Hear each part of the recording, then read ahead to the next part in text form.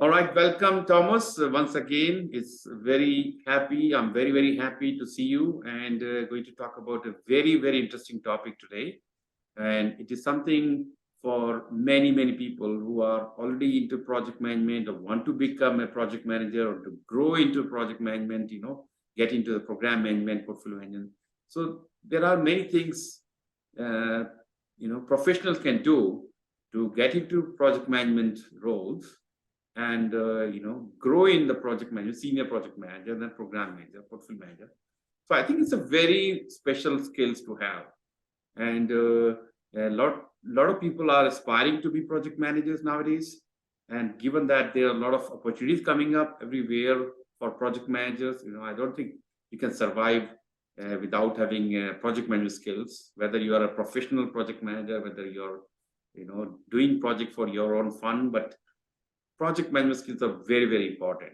So that's what our today's topic. So welcome, Thomas, and once again, happy to have you with me.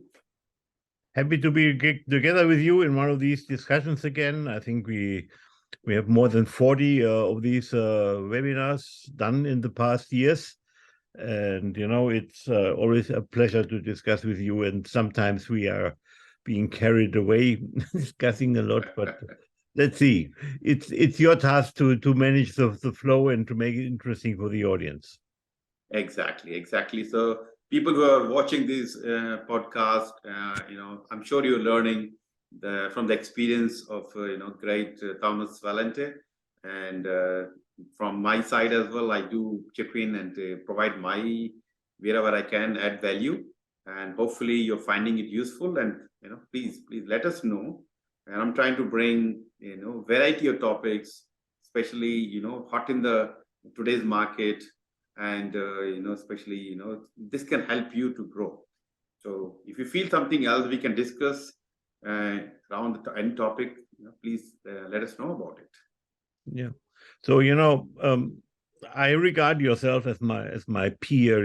We are both friends of the program management profession and PgMPs for sure. And this is how common ground how we started to connect. And now I think we also a very diverse team of two, because I'm living in Germany, but I traveled the world, and you came out of Australia, and now you're living in the US. So, and have these cultural differences within your own head, and I also traveling the world. I worked a lot of time in Japan, in Russia, and you see how these people are behaving, perceiving, and this makes some experience we both want to share from our experience.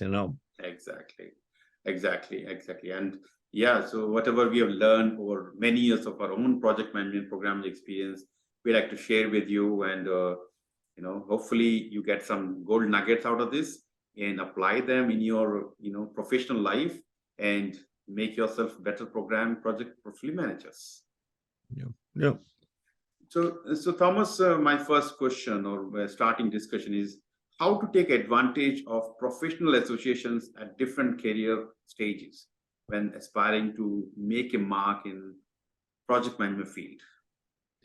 Well, especially I can say PMI is one of them. Yeah. So, actually, I'm a member of PMI since '92. And I found it since '92.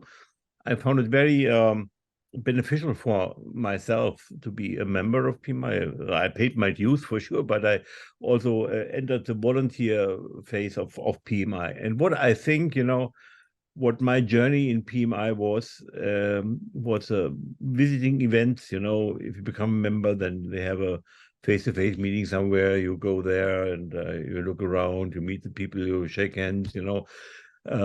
Maybe even before becoming a member, before you commit some money or something, you visit event and look who is there.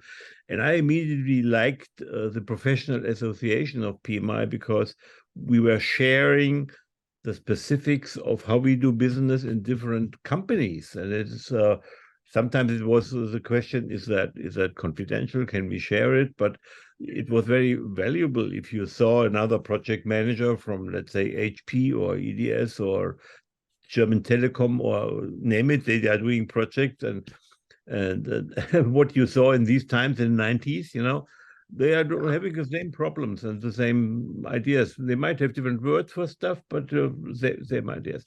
So you visit events, you become a member, and the next step is you extend automatically your network. So I became friends with people from competing firms, and very interesting. We did stuff together, and when you are a member, you maybe go beyond the local space and you go into a regional. So I visited European meetings and then global meetings. In my first global meeting was in 1998. So after 6 years being a member and having the local experience, I visited something. And then, when you are at these global meetings, probably nobody, and you go there and you have to make connections, and at this time we bring business cards. Today maybe it's not so popular, but still I think it's a good thing to hand something over, a physical item, and a business card is a good physical item. And what the best practice was then, I didn't notice the first time, but to bring at least 200 or 300 business cards. Because this is, if you have a meeting for 3 days, this is maybe the amount when you can exchange it. And you get business cards. And then in the evening, you look through them and you try to see, okay, maybe I can connect through social media and whatever. So this is extend your network. And this is interesting. Then, I met one guy maybe in 98, and then maybe in 2001, I met the guy again, and it was 3 years in between, but it was a good feeling to meet this person again, because we had a joint experience, we had a nice thing, and things developed. And so I made friends, and so this is the advantage of the professional association. You make friends because you have a common ground to discuss. It's your project, it's the association with their standards and classification itself. And then after some time, you volunteer. You have a small volunteer thing. So my first volunteering on a global level was actually, I was surprised to be invited to a item writing session. And item writing session means that volunteers are writing the questions for exams. Oh, wow. Okay. Yeah. And PMP. I'm assuming PMP. PMP exam at this time. Well, for all PMI exams, is the same stuff. That there is some groups who are writing exam questions, and then it's not just you write them and then they are put in the exam. No. There's a whole process behind it, because there are also people who are reviewing already written exam questions. So it's a big process to produce the exam question. And once you are a volunteer, and 1, 2, 3 years, and you become a volunteer leader, because then you are running a volunteer project. And it's interesting because it's almost always it's a virtual project team. You have to have calls, and you have to have maybe video conferences, and maybe you meet once or twice a year to do that. So I was, for example, on the ethics review committee for 6 years. And so we had 2 face-to-face meetings a year, which were very important to be there. So this is the advantage, if you go into that family of professional associations, you become a member of that. You give something back, and what you get en passant, you do that. You get certificates, because you sit for the exams. And the PMP exam, I said in 1997, actually, and you find new jobs, because you meet people who have who trust you. You have a reputation, and and they might be able to offer you a job or to connect you with somebody who has a job. So this is a benefit out of a professional association, that you have a big network and they can help you with anything, and you develop your personality self. besides you are having a professional career in your companies, in your jobs. So it's a parallel activity, and it's very suitable to be looked at together.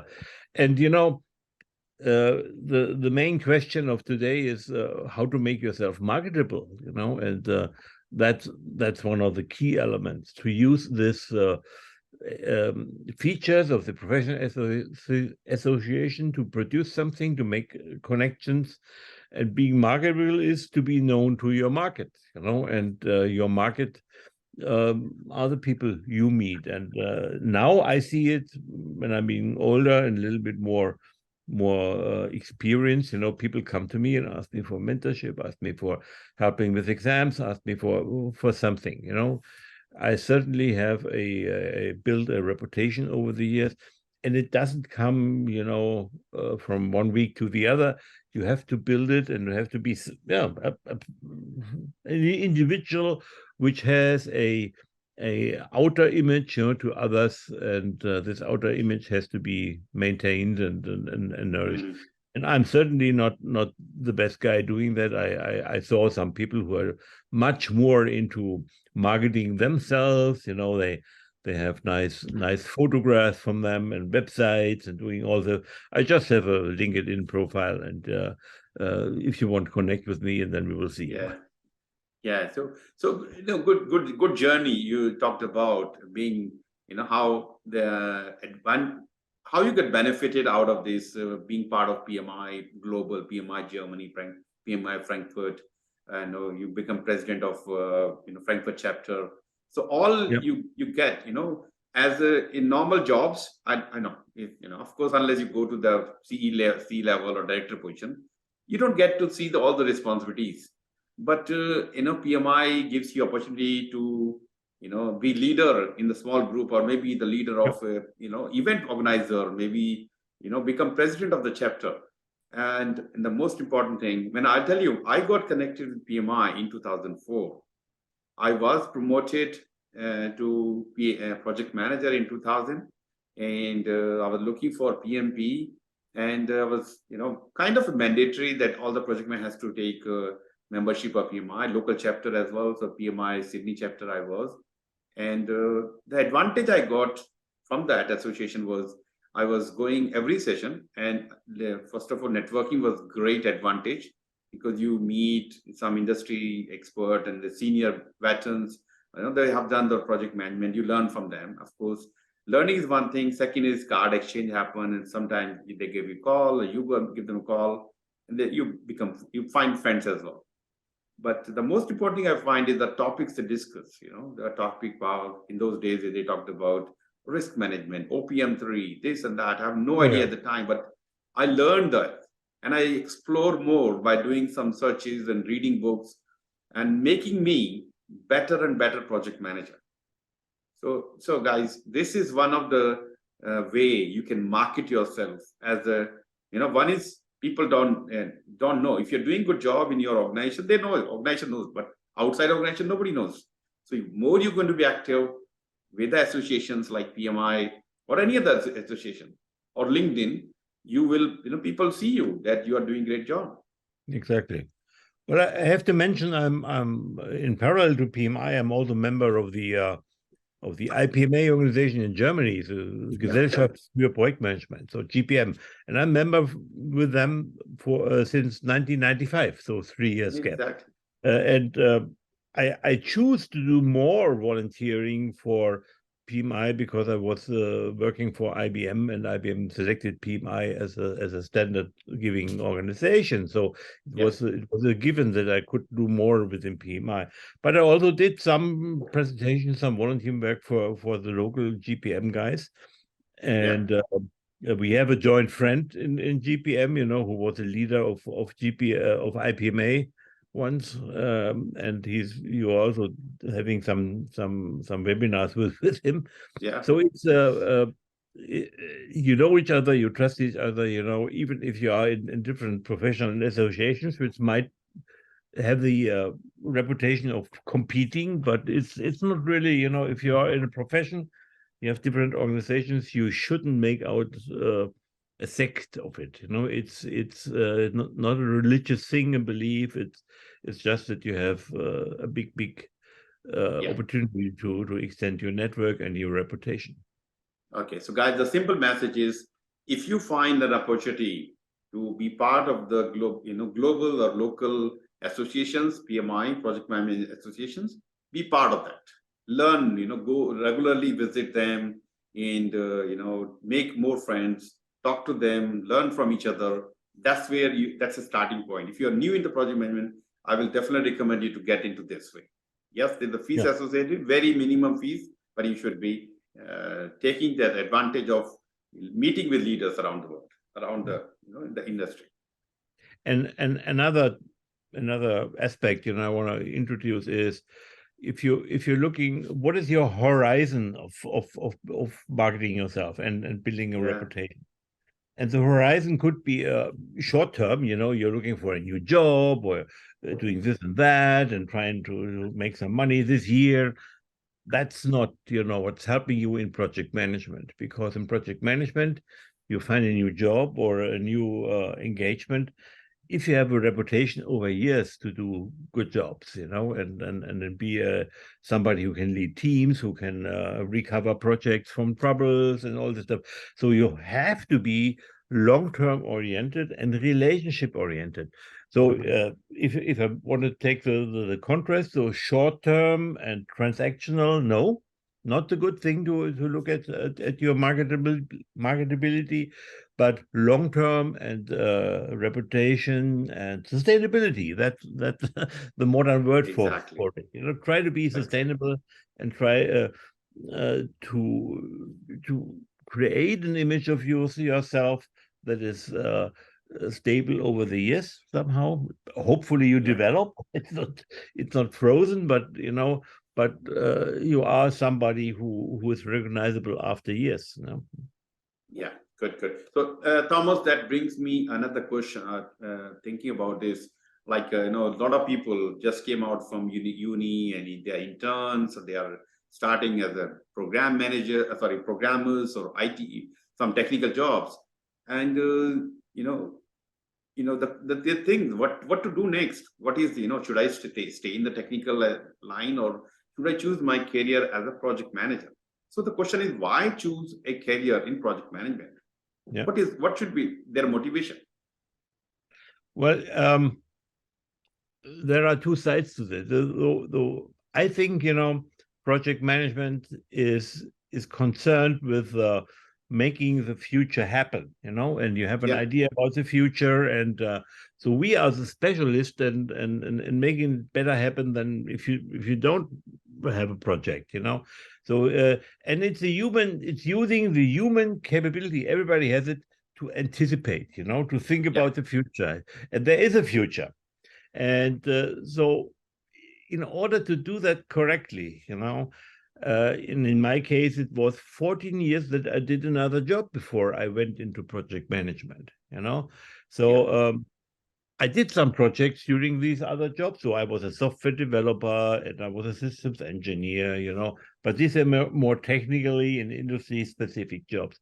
A project manager is industry agnostic. So I never built a bridge, but if you ask me, can you project management a bridge? I would say, well, sure, I can do that, and maybe I would be better than other project managers. That's because I have no clue how to build a bridge.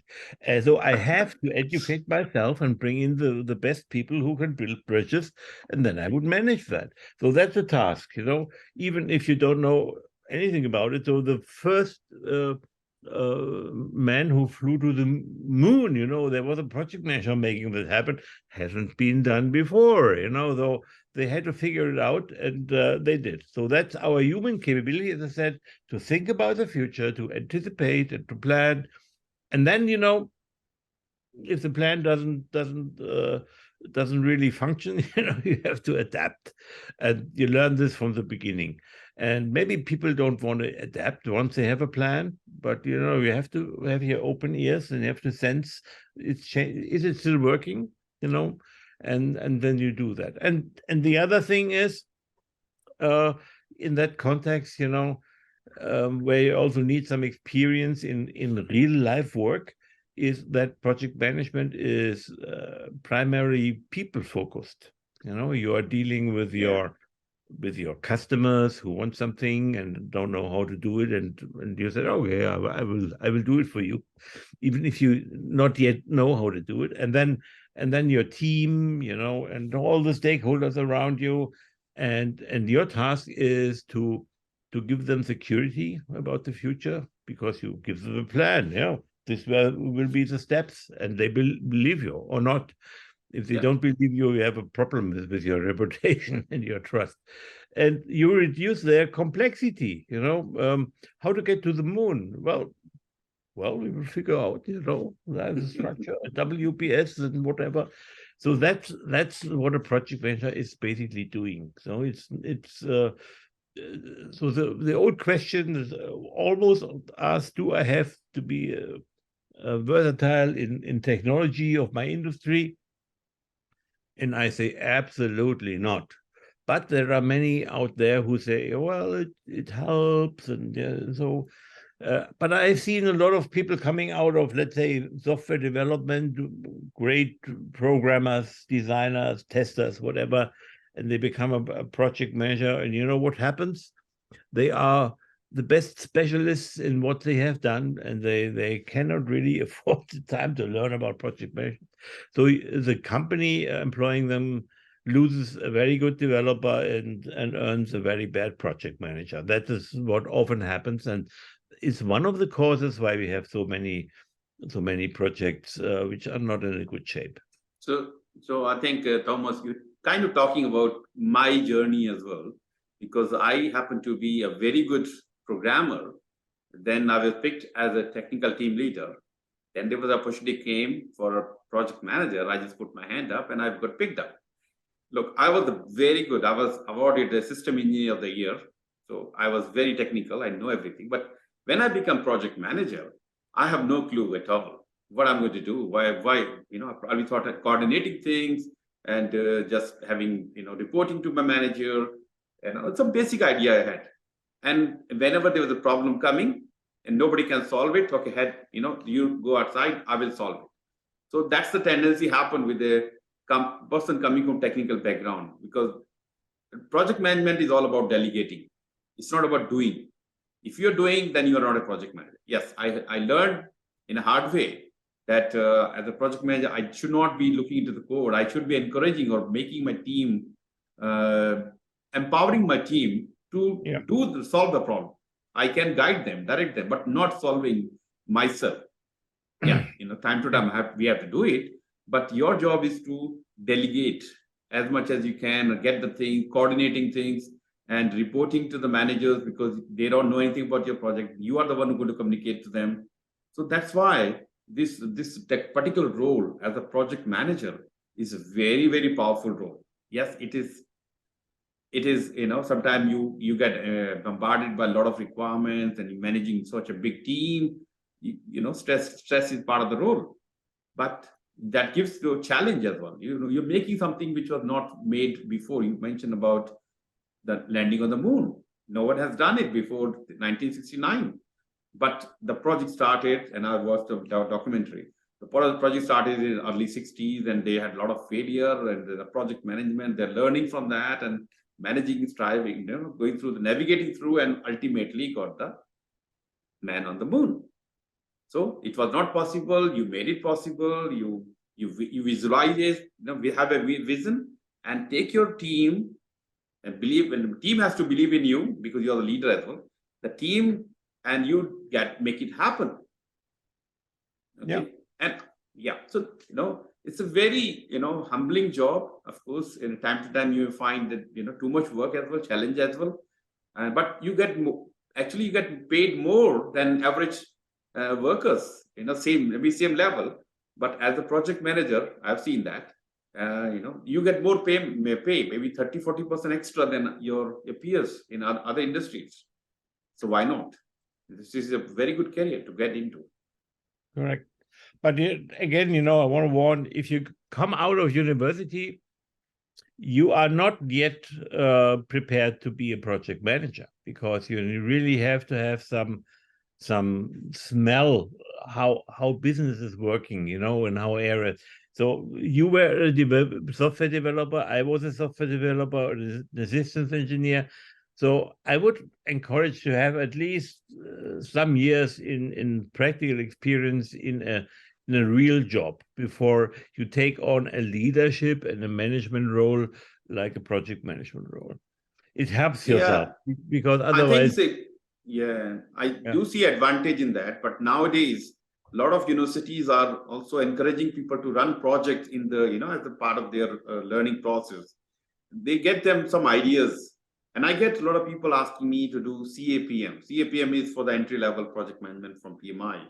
And even if you don't have any prior project management experience, you can still get into the project management yeah, by reading the PEM book and some supporting information, reading, and so yes, there's an advantage of having some experience, some 2, 3, 4 experience, as well as you should not wait that let me get some experience. Let me start reading, getting through, maybe work with some mentors, look at my seniors, and start learning from them, and get yourself CAPM exam. And if you are qualified for PgMP, do the PMP.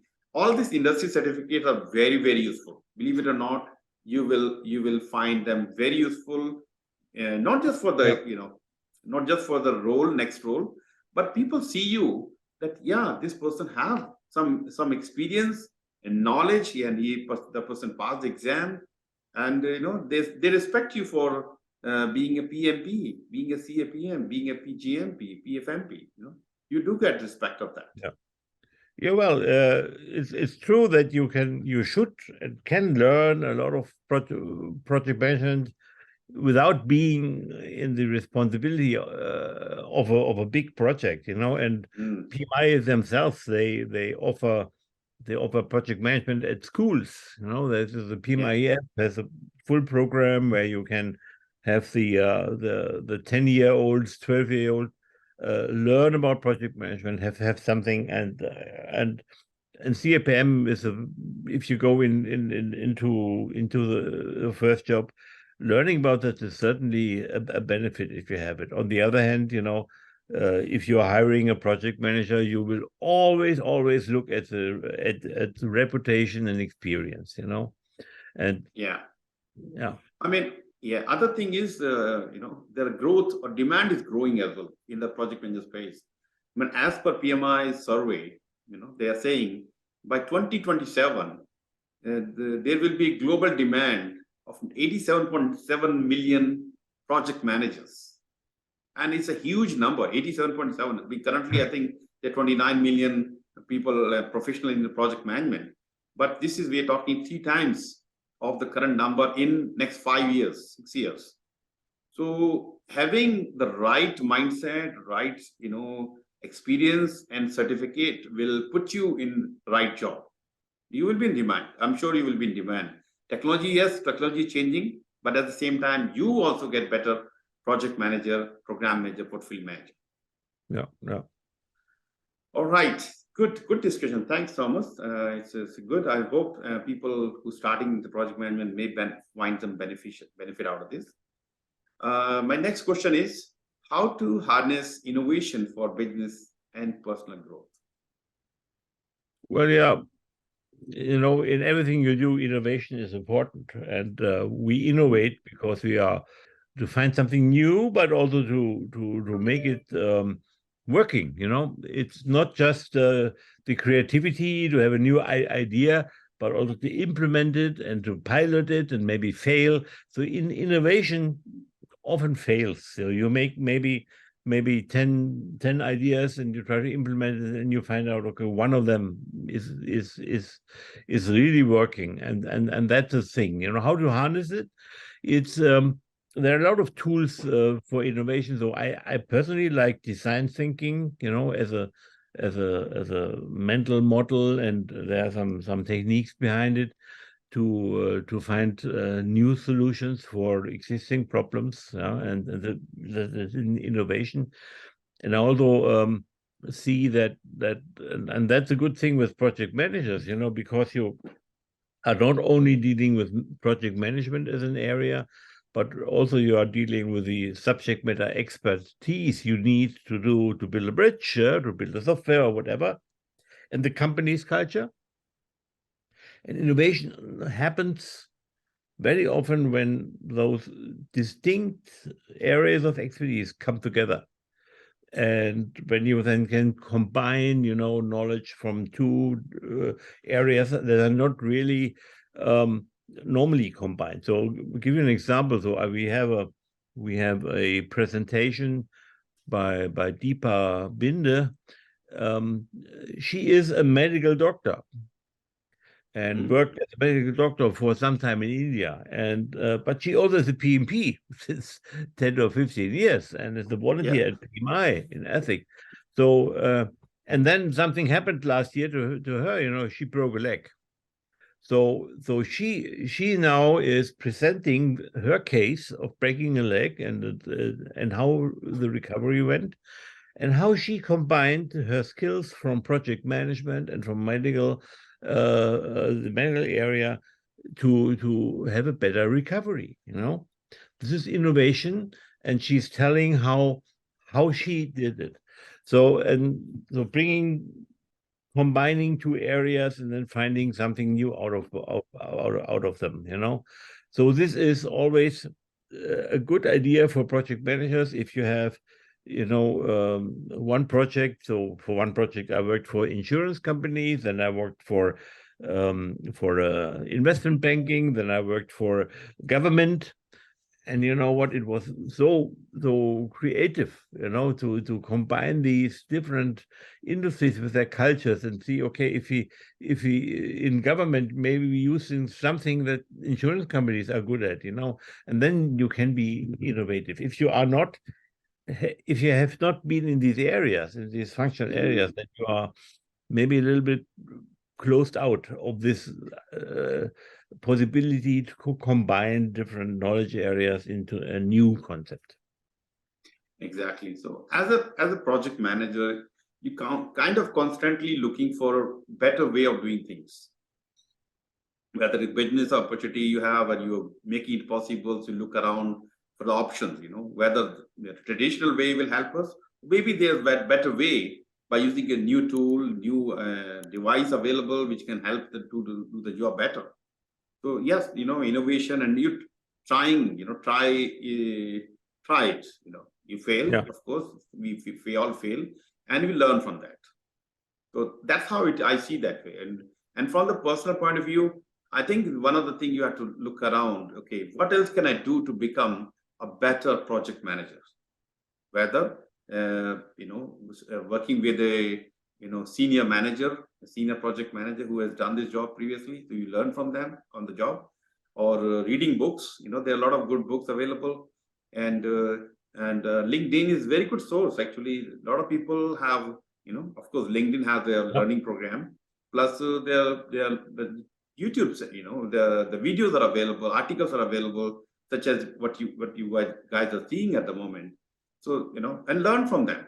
And there are a lot of industry experts or leaders who were in your shoes some time back, and they have learned, like you and me. We have done our job as project manager, and we have learned, and we learned maybe hard way. And I don't think you should be repeating the same mistake what I did. So learn from other people. And another thing I can tell you, do some certificates. You may sound that I'm always about certificate. Certification is my life. I'm going to give that life back to you more, because there's advantage of doing certificate, because you learn industry best practices. Your organization may be great and you're doing a project, but is there a better way of doing the same project? So learn from like PMBOK is a great book. A lot of material there available from PMI. And the standard for program management for PgMP, and standard for portfolio management for PfMP, and many of the standards for, standard for scheduling, earned value, risk management. There are many books available, or professional journals available from PMI and many other places. So look around, make take advantage of all them. Talk to people like me and Thomas. You will learn from us. So there are a lot of things you can do for yourself. to make yourself a better project manager, and that will directly or indirectly help your organization or businesses to grow. The reason they're hiring you because you are a certified PMP, certified PgMP, PfMP, and you're going to bring some value to the organization. That's why people get hired, not because you have a, of course, they look for the degrees, they look for other experiences, but having a right attitude and right certification and right experience, that's what they look for.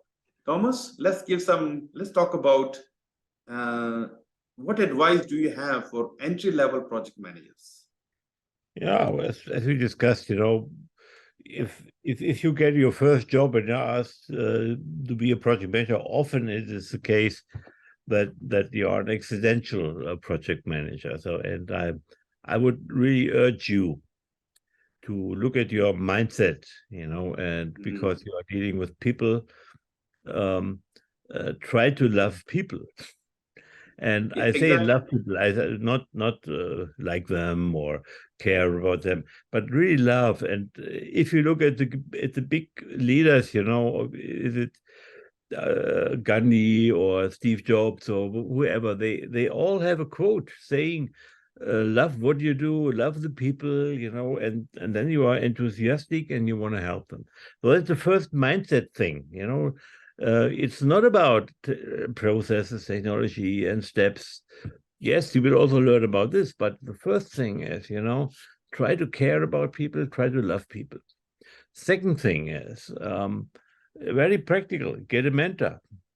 Get a mentor for your first engagement and for your entry level, who will help you to progress through the first steps of your career. Maybe you have to select one member. Maybe it's not a good mentor for all the years, and you can change this. So I had a lot of mentors in my career, And then what I combine to say with your mentor and based on the mindset of loving people, work on your wisdom, which means a lot of things. And as you talked about, read a lot in LinkedIn and so. Although I have some articles in my LinkedIn profile, and one of the article is concerned about how to build your wisdom. And it's important because with building your wisdom, you are able to take different perspectives. That's very important. Not only to look at a problem from one side, you have to have different point of views and different perspectives. And that's why diversity on a team is so important, because some team members who are diverse other than you, they might have different perspectives and enrich things. There's one thing of wisdom. The other thing is the whole emotional intelligence, what we already had something to talk about, this empathy. It's again loving people, developing this empathy, but also having the self-awareness, who are you, building that. And it's a continuous development. Still in high age, you can change yourself, so you have to be self-aware what's happening, and also self-control. So don't always act immediately based on your gut feelings. Gut feeling is important, but do it in a controlled way, aware. So mindfulness, that's a topic in that. And then which is also, some people are let's say concerned about the future a little bit, maybe they fear illness and atomic war and whatever you mean. So work on your tolerance for uncertainty, because life is uncertain, the future is uncertain, and as a project manager, you have to reduce this uncertainty for others. So you have to reduce it for yourself first. So this is one component of becoming wise, to be able to carry on with uncertain circumstances, and give others even the impression that everything is under control. So I think you're talking more about being a project manager, the risk manager, who can foresee what is about to happen, and you are better prepared for such events. So Yeah, it's a well, good. risk management is one area to handle this, but Yeah, this is very irrational that you try to find out, okay, what could go wrong and what could be the root causes and how to mitigate it. yeah.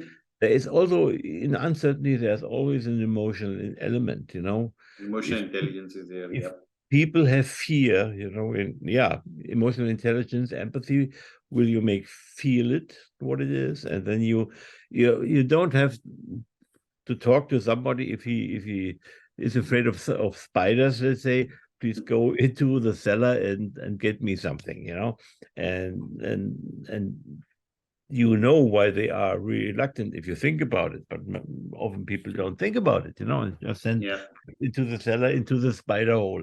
So it's uncertainty tolerance is mostly something that is taking place in your emotions, not so much in your rationality. Because you're right, exactly. risk management is the rational tool to deal with uncertainty. Yeah.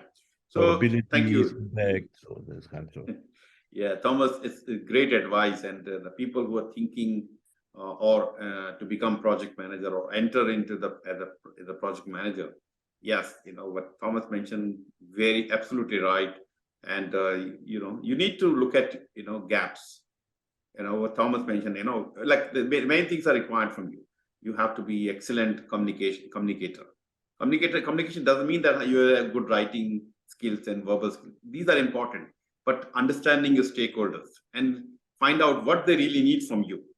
So this is one of the very important skills, stakeholder engagement, how you engage with them. Then we look at the leadership skills, because you are leading a project team with 5, 10, 20, hundreds of people. They look towards you as a project leader, project manager. And if you are not a strong project leader, then you will lose the control. Of course, some of the leadership skills you need to build, you can build, or some of the skills has to be within you. But whatever you can build, you have to, look around what training I can do, and how can I make myself more, better leader in this situation. Yeah. And it's not like you have to have project management role, then you become leader. Leader, anybody can take leadership, whoever has, but it's all about leadership. Then we look at what else we can do. Look at various certification and talk to people. Find your mentor. Very important, and we have been reiterating this. Having a right mentor is a game changer. Right mentor, I'm saying right mentor is a game changer. Think about Olympians or footballers, all the big names you think about. It's not them only. They have a team of coaches and mentor. They support them, handhold them.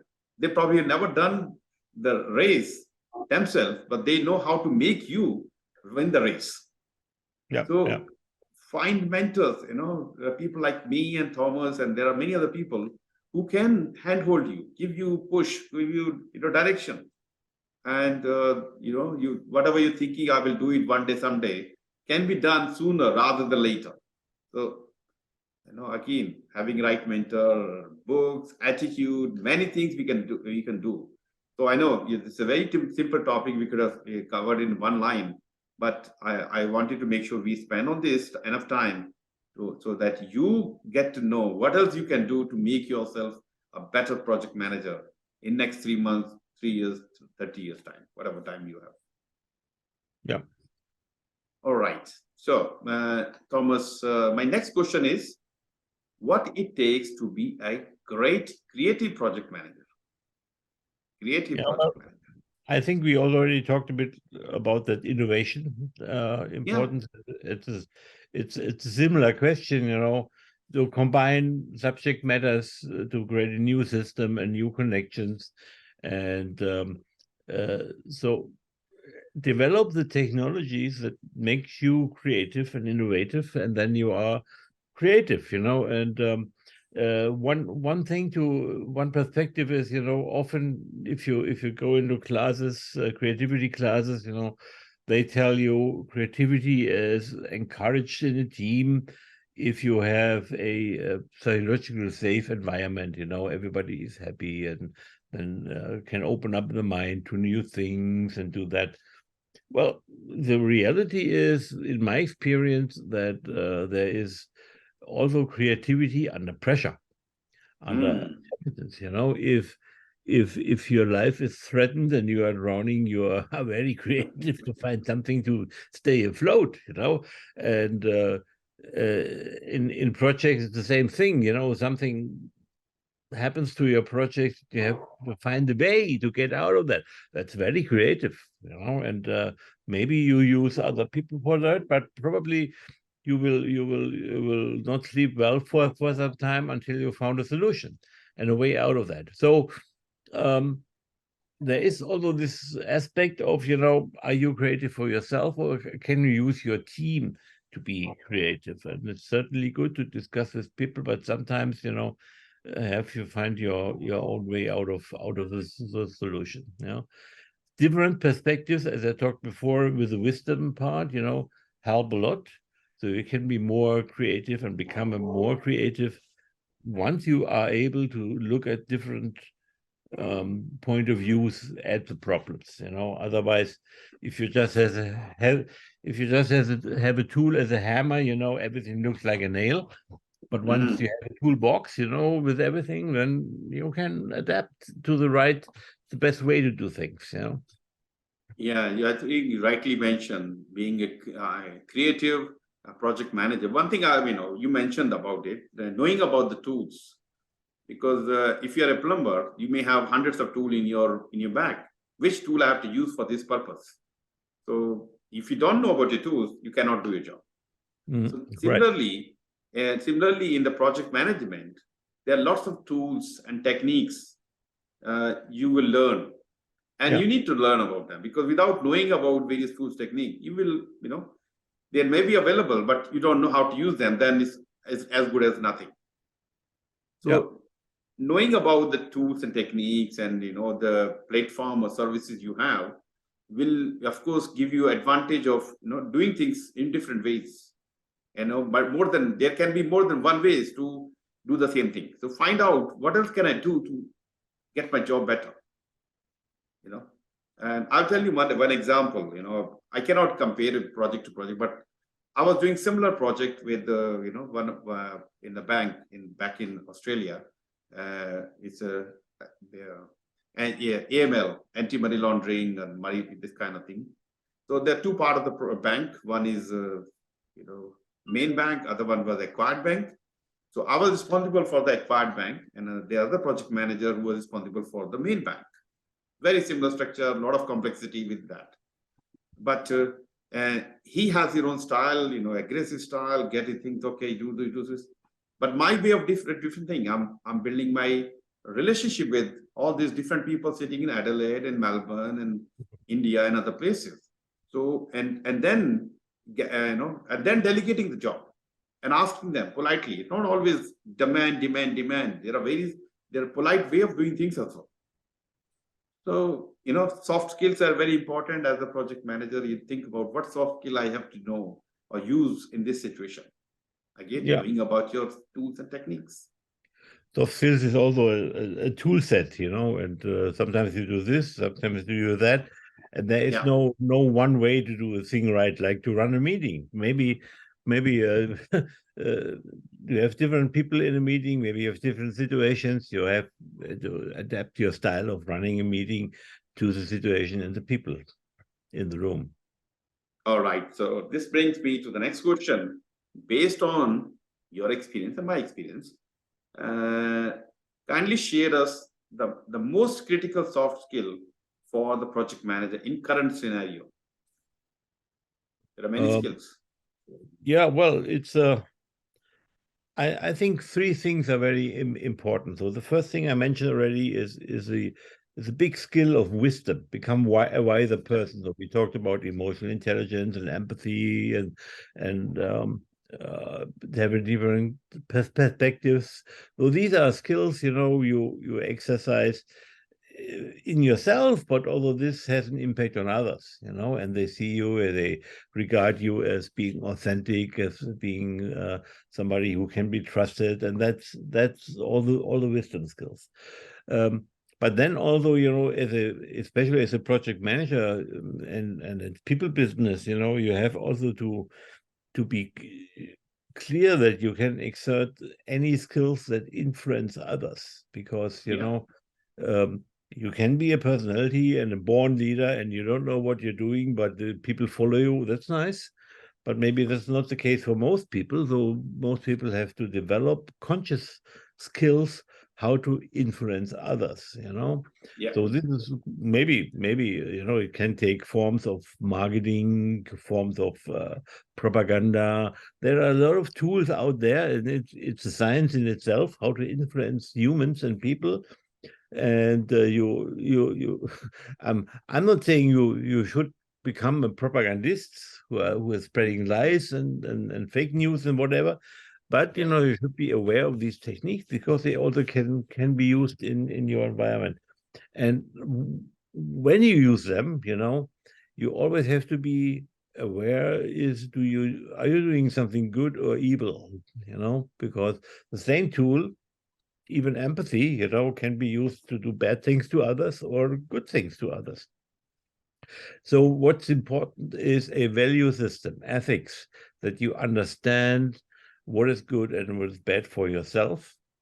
And it's really a human commonly shared value system which is available, and it includes values like respect, responsibility, honesty, fairness, community. These are all emotions you might have if they are violated or not. And influencing means that you trigger these emotions somehow. If you make somebody angry, he might not be really self-controlled and does something he wouldn't want to make. So if you make something angry, that's mostly not ethical, not based on the values, because you are dishonest, not respecting his freedom and whatever. So I would say wisdom skills are important, the influencing skills, and they have to be combined with the value system you have in yourself and ethics. And it's as important as to learn these skills from books or classes or experience to develop your own ethical value system and to be aware of that. And rarely people do that, actually. But there are some very good books and classes and articles who are dealing with the value systems. And if you don't think about it, I would say every week or every day, you are probably not very skillful in ethics and in values. So you have them in there, but to become aware of them and to decide which you follow, that's very important. And it gives you also as a kind of stability. I was lucky to be on the PMI Ethics Review Committee for 6 years as a volunteer. And so I had 6 years to think about it, develop my own value system. And now I'm here, and I'm happy about that. And it's very valuable. So I'm not afraid, and I'm not insecure, so I can make decisions. And I know not every decision is good for everybody, but it's nevertheless I'm embedded in my value system, and it helps me a lot not to be afraid of things. Exactly. Good. Very nicely presented and talked about various things. So the one thing we like to I like to highlight the current scenario. When we say current scenario is, very volatile, where things are changing very fast, environmental factors are there, and technology is changing, AI is coming, artificial intelligence is coming. A lot of things are happening around the world.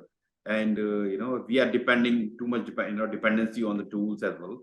But at the same time, that will give you more time to become, have more time with with your stakeholders, including your sponsor, your clients, and with your team. Because while you have all the tools and techniques, but at the end of the day, you need people to get the things done for you. Not everything, but they are the one driver.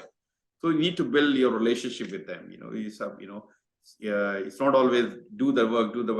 Very important, but having a rapport with them can make you align with them very easily, and they want to work for you for a long time because you're a good project manager. You support them, you encourage them, you find the best out of them, and give them required flexibility if required. And then when the time comes, they are your best friends. If you are deadlines, very crucial deadlines, now they are the one who can help you. If you have done good job for them, good thing for them, they will help you as well. So that's my point of view. Yeah, reduce their perception of VUCA. If you make things more stable and certain and unambiguous for them, then they will love you. Exactly. Thank you. Thanks, Thomas. All right, talking about negativity. How is negativity bias affecting millennials for future career aspirants in project management? Negative bias affecting. It's also a matter of perspectives. Glass half full or half empty. It's a matter of experience. If you can have different experiences, what can happen? Things can always become negative, even if you don't think it will be. But it doesn't help you a lot to see everything negative and see all risks. And as a project manager, especially, you have to look at and you have to present the situation as being positive, being achievable, being simple and unambiguous, and go on. And if you have a negativity bias, and then you will not be able to influence people in becoming more positive looking and that. Millennials, they have a problem that these are the guys who were born between 81 and 97, now maybe 25 to 40 years old. And many of them, experience their first bad thing, their first downturn in their career or somewhere during this time. So, I was not fired, but I had some very tough times at this age, and it was very tough at this time because it was my first experience of bad things happening to me, and this will happen to the millennials. But it's not that the millennials, are special. It's always the young people that, as they grow into a career, into a life, that they will experience stuff for the first time, and this happens. Your first wife, your first kid, everything happens in this period, and it should be something good, but also the bad things will happen. Maybe your first layoff or your first bad projects and your first reduction of the salary until then it went up. So just deal with it. It's life, and it will go up and down. The life is not only progressing like that. It's more like a sinus curve. Exactly. Life is like in a wave, and where sometimes you're top of the world, whatever you touch become gold, and when you the downfall, whatever you touch become dust. Yeah. So you need to recognize that, hey, this is my negative time, and with bad time going on, I have to come out of this. So once you realize that okay, I'm in downward spiral, recognizing is very important. We do a few things. I have to learn, I have to do things, I have to find a mentor, I have to do some certification, other things. And so look, as any it's not just millennials, anybody who may have thinking that, hey, okay, project management is for the old people with gray hairs and traditional way of doing things. I'm not that kind of person. I'm in agile, I'm Scrum Master, agile, this, blah, blah, blah. I get this every day. and Dharam, I don't want to be project manager, typical project manager like this. No, they have underestimated the project management part. Agile is great to get the things done faster, better, what they say. But if you are talking about building a bridge, you cannot build the bridge with agile technology, which is very difficult. Yeah. Yep.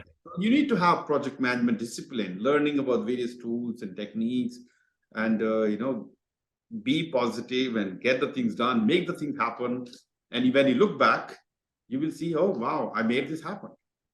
So you talked about the moon landing. Think about the people who made it possible over the year 10 year, 12 year. It was a huge effort from so many people with the project manager and everywhere. I mean, of course, there are a lot of people in that, so everybody can see. As a project manager, there has to be one or maybe many project managers who are making this possible.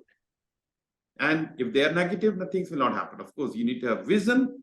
I'm going to make it possible. Align with JF Kennedy's vision to put a man on the land on the moon by something, the date. So you have a clarity. You go for it. Yep. Yeah. All right. My last question for you, Thomas. What are the best ways to deliver bad news during layoffs? We are experiencing a very bad time. A lot of people have to lose their job. Day before yesterday, I was reading about PayPal asked 2,000 people, and Google and so many people, they out of job. So layoff is happening, and moreover, how do well experienced project manager in their midlife crisis handle such situation? Layoffs happening, and if you are in your 30s, 40s, 50s, how do we handle, or what can we do to be better prepared? Well, yeah, to be better prepared on the receiving end. So if I'm laid off, and I didn't experience it myself, but I was close to it several times. So it's even starting to hurt before the fact, before you get the final letter, And the point is, are you feeling respected still, even if that happens, And are you supported, by the company to find a new job, or to get some money out of it? So this is the respect you will feel, or not, And if you don't feel respected, the point is to come back to how resilient are you? How can you really take in something bad and still continue to live and to be not desperate, And you can build your resilience actually, and you can work on that, and you should. I'm not saying you should expect every day that you are laid off, but you should be able to self-control your emotions that come in with these are bad emotions. So and don't despair and don't get mentally sick.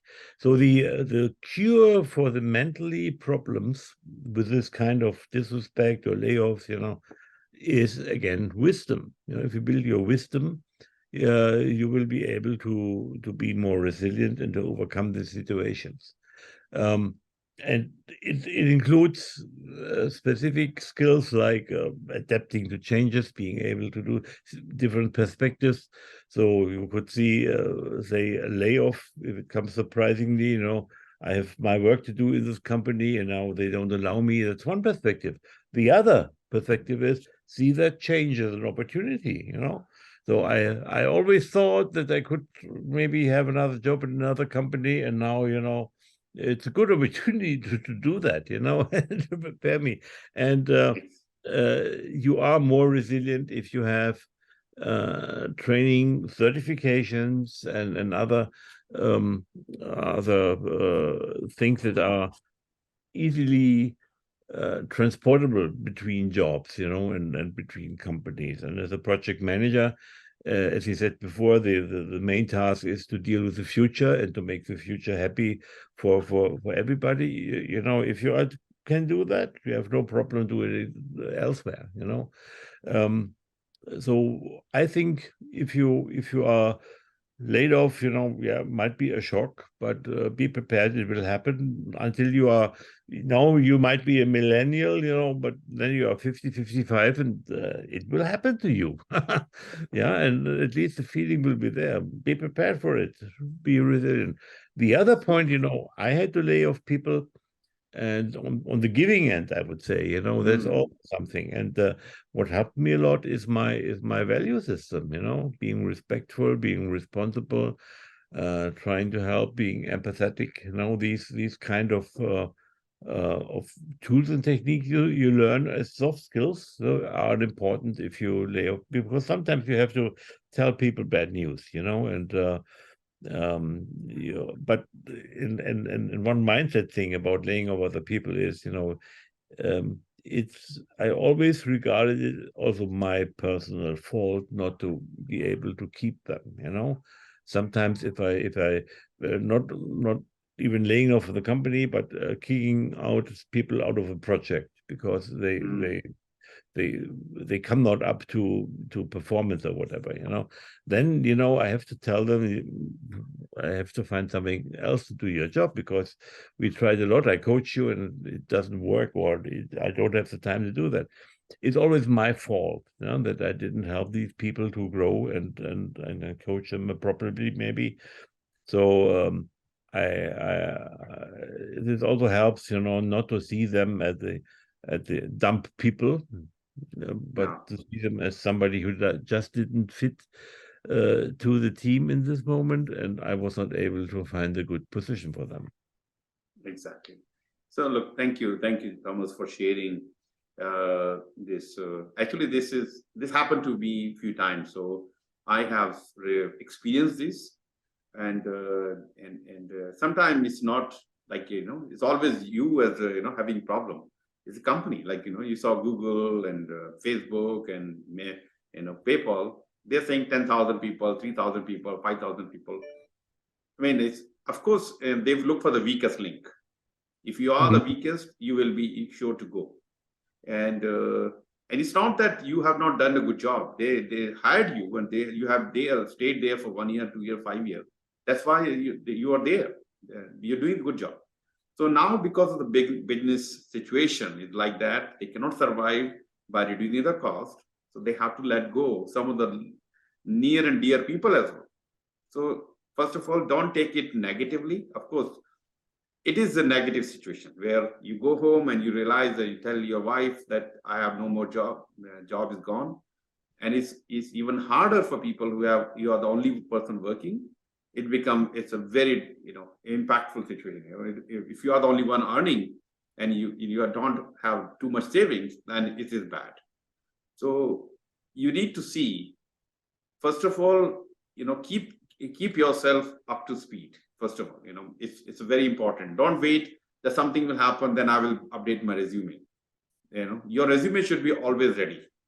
Okay, whether you have worked for 5 years, 10 years, 20 years, and your resume, your skill level, your certificate levels, you need to see what is the industry certificate I should have now, which will make me more resilient.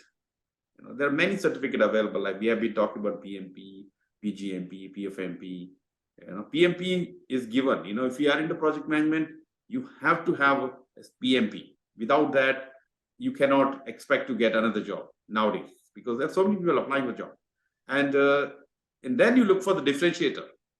Okay, everybody else has PMP. What else can I have which will make me more desirable, more marketable than my other colleagues? Then you look for, okay, what about PgMP? Yeah, PgMP for the program manager. Okay, do I have the knowledge and experience?